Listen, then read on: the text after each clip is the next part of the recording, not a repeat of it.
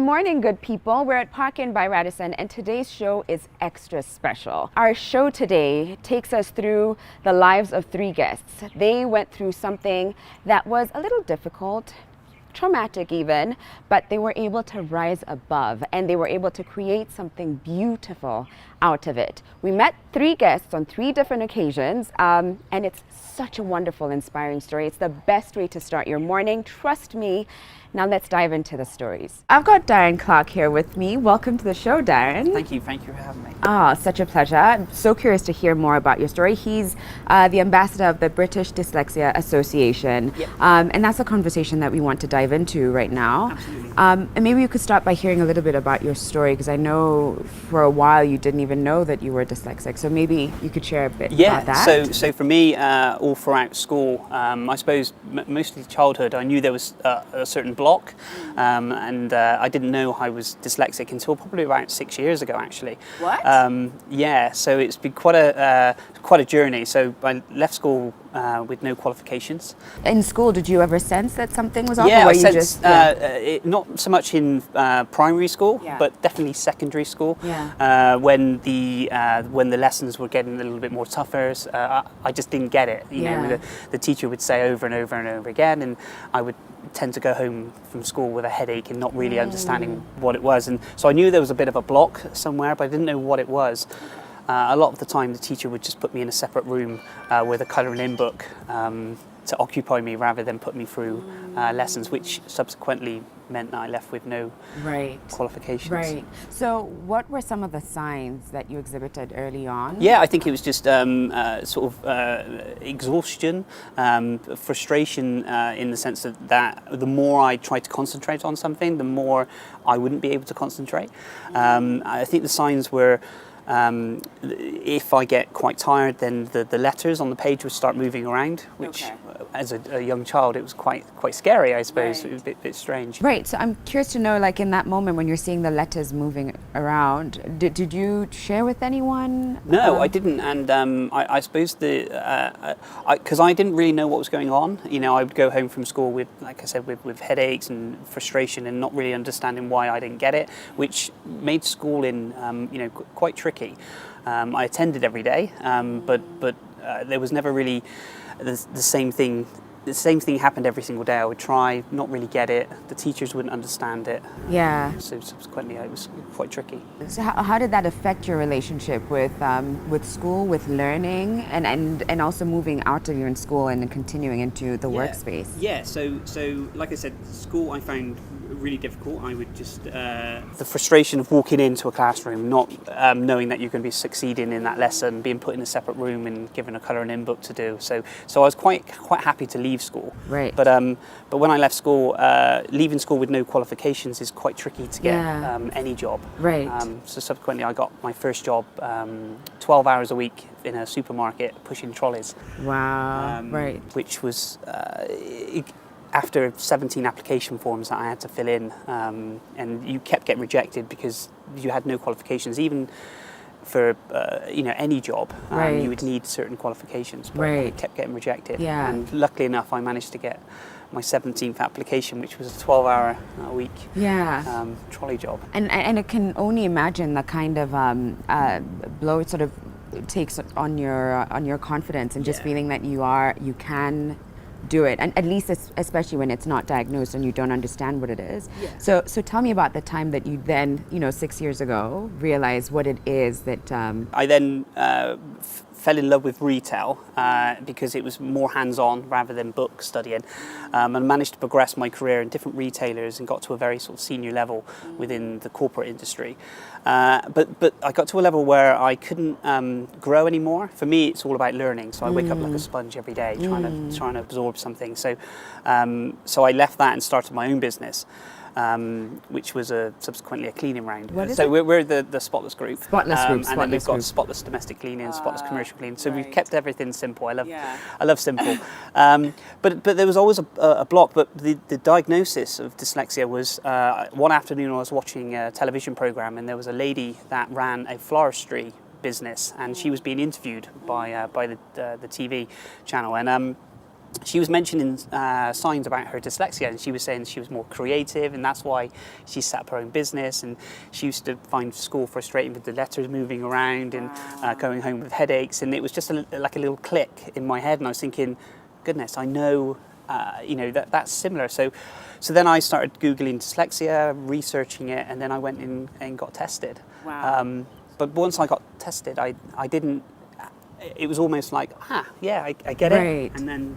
Move Yeah, on then. I was actually going to ask you, what was that like when you finally found out what it was? It was a great relief in one aspect, but the other side, I don't like to ponder on the past and stuff. But I was thinking, if I'd been diagnosed, that I probably would have had more support, but then I probably wouldn't have been had that fight in me as much and wanted to progress. So so I'm happy it's been diagnosed, so I can now spread the word about it. But I cherish the stuff that I did on my own without being diagnosed as well, if that makes sense.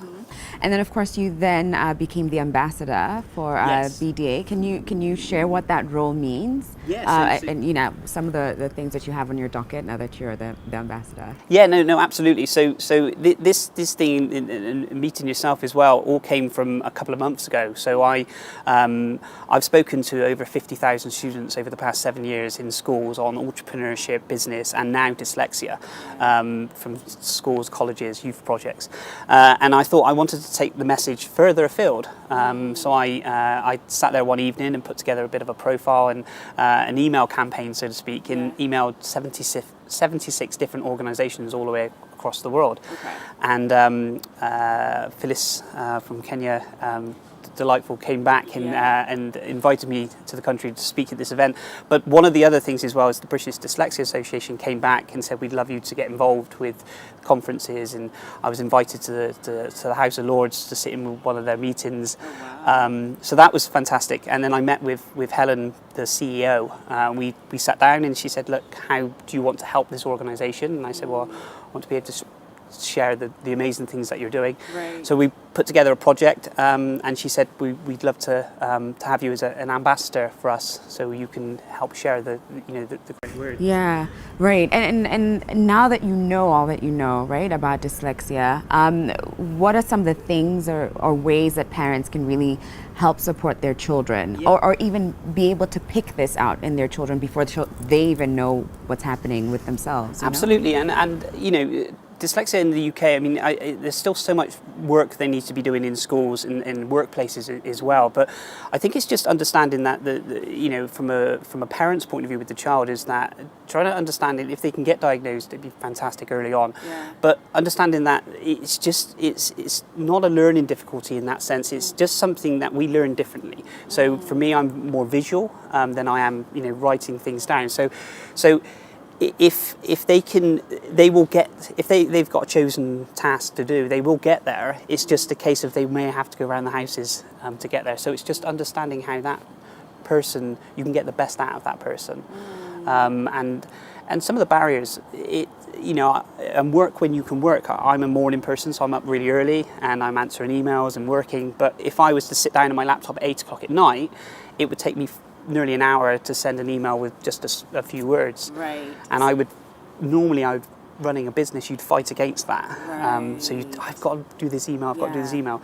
But now I just shut the laptop down, go for a walk, re-energize, and then come back and tackle it. So it's not about trying to fit them into this mold and sort of force them into this structured way of learning, but understanding how to sort of work with them. And I think that's difficult, because if you look at the school system, especially in the UK, you have the hours between 9 and 3, and you're told you go in for an hour and you learn English, you go in for another hour you learn maths, and sometimes with dyslexia it doesn't work that way. You can't just switch from one subject to another subject to another subject, and that's why they find it a little bit difficult. Right. So then how can educators play a role in making sure that that they are patient but also impactful when it comes to teaching someone with dyslexia? How do they do that? It's incredibly difficult. I mean, I think teaching is a fantastic thing to do, but again, really difficult. If you think you have a classroom of, say, 20 students, and